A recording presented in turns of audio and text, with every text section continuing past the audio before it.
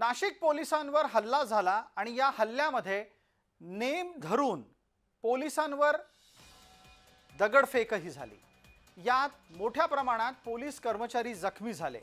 या पोलीस कर्मचाऱ्यांना स्थानिक रुग्णालयामध्ये भरती करून त्यांच्यावर सध्या उपचार सुरू आहेत।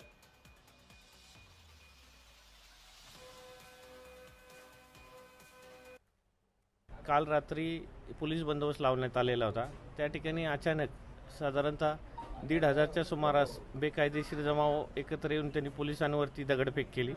पोलिसांनी जमाव पांगवण्याकरता वेळोवेळी त्यांना आवाहन केलं, परंतु ते कुठल्याही प्रकारचं आवाहन जुमानत नव्हते आणि दगडफेक कंटिन्यू चालू होती। त्यावेळेला पोलिसांनी सौम्य लाठीचार्ज आणि अश्रुधुराच्या नळकांड्या फोडून जमाव पांगवला।